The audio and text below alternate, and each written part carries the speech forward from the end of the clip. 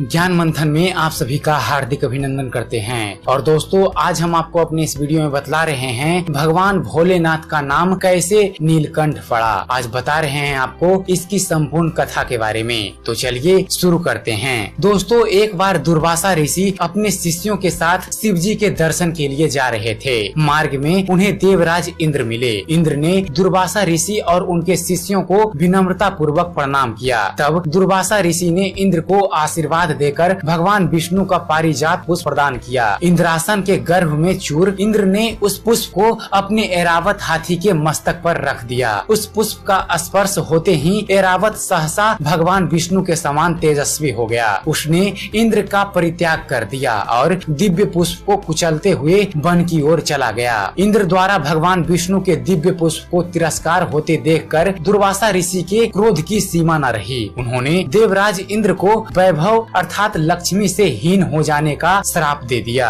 दुर्वासा ऋषि के श्राप के फल स्वरूप लक्ष्मी जी उसी क्षण स्वर्ग लोक को छोड़कर अदृश्य हो गई। लक्ष्मी जी के चले जाने से इंद्र आदि देवता निर्बल और धनहीन हो गए। उनका वैभव लुप्त हो गया। इंद्र को बलहीन जानकर दैत्यों ने स्वर्ग पर आक्रमण कर दिया और देवगण को पराजित करके स्वर्ग के राज्य पर अपना परचम फहरा दिया। तब इंद्र देवगुरु बृहस्पति और अन्य देवताओं के साथ ब्रह्मा जी की सभा में उपस्थित हुए। तब ब्रह्मा जी बोले, देवेंद्र, भगवान विष्णु के भोग रूपी फूल का अपमान करने के कारण रुष्ट होकर भगवती लक्ष्मी तुम्हारे पास से चली गई है। उन्हें पुनः प्रसन्न करने के लिए तुम भगवान नारायण की कृपा दृष्टि प्राप्त करो। उनके आशीर्वाद से तुम्हें खोया हुआ वैभव पुनः मिल जाएगा। इस प्रकार ब्रह्मा जी ने इंद्र को आश्वस्त किया और उन्हें लेकर भगवान विष्णु की शरण में पहुँचे। वहाँ भगवान विष्णु भगवती लक्ष्मी के साथ विराजमान थे। देवगण भगवान विष्णु की स्तुति करते हुए बोले, भगवान, आपके चरणों में हमारा बारंबार प्रणाम है। भगवान,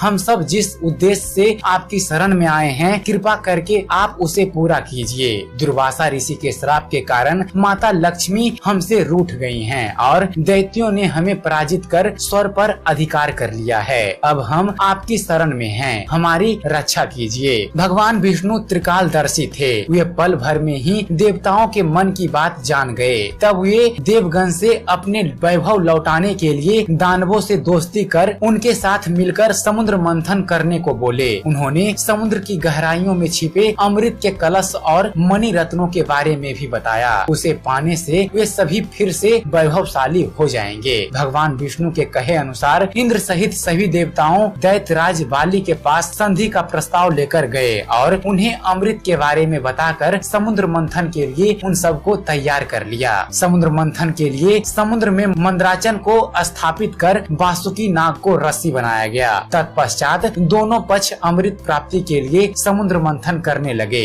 अमृत पाने की इच्छा से सभी बड़े जोश और वेग से मंथन कर रहे थे। सहसा तभी समुद्र में से कालकूट नामक भयंकर विष निकला। उस विष की अग्नि से 10 दिशाएं जलने लगी। समस्त प्राणियों में हाहाकार मच गया। देवताओं और दैत्यों सहित ऋषि मुनि, मनुष्य, गंधर्व और यक्ष आदि उस विष की गर्मी से जलने लगे। देवताओं की प्रार्थना पर भगवान शिव विषपान के लिए तैयार हो गए। उन्होंने भयंकर विष को हथेलियों में भरा और भगवान विष्णु का स्मरण करके उसे पी गए। भगवान विष्णु अपने भक्तों के संकट हर लेते हैं। उन्होंने उस विष को शिव जी के कंठ अर्थात गले में ही रोककर उसका प्रभाव समाप्त कर दिया। विष के कारण भगवान शिव का कंठ नीला पड़ गया और संसार में भगवान शिव नीलकंठ के नाम से प्रसिद्ध हुए। जिस समय भगवान शिव विषपान कर रहे थे दोस्तों, उस समय विष की कुछ बूंदे नीचे गिर गई, जिन्हें बिच्छू, सांप आदि जीवों और कुछ वनस्पतियों ने ग्रहण कर लिया। इस विष के कारण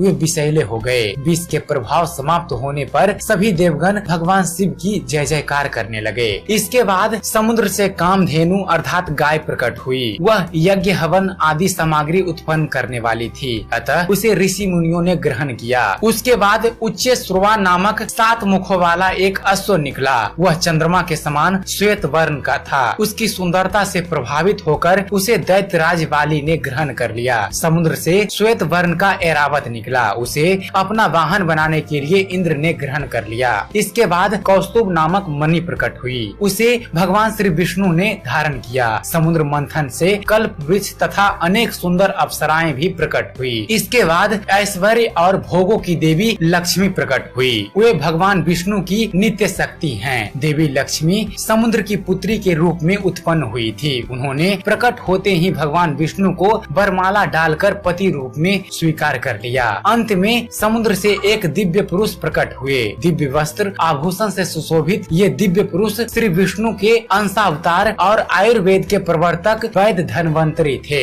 उनके हाथों में अमृत से भरा कलश था। उन्हें देखकर दैत्यों ने समुद्र मंथन छोड़कर उनसे अमृत का कलश छीन लिया। तब भगवान विष्णु ने मोहिनी अवतार धारण करके देवताओं को अमृत पान करवाया। इस प्रकार सभी देवता वैभव से संपन्न होने के साथ साथ अमृत पान कर अमर हो गए। दोस्तों, समुद्र मंथन की संपूर्ण कथा और उससे निकले रत्नों के बारे में हम विस्तार से अपने किसी और वीडियो में बतलाएंगे। और चलते चलते एक ज्ञान की बात, किसी से बदला लेने का आनंद 2-4 दिन ही रहेगा, पर किसी को माफ कर देने का सुकून जिंदगी भर रहेगा। स्वामी विवेकानंद। तो आशा करते हैं आप सबको हमारा ये वीडियो पसंद आया होगा। अगर आपको इस चैनल पर दी गई जानकारी पसंद आती है तो आप हमारे चैनल को सब्सक्राइब कीजिए, हमारे वीडियो के बारे में कमेंट कीजिए कि आपको यह कैसा लगता है, और देखते रहिए, जानते रहिए। धन्यवाद। जय हिंद।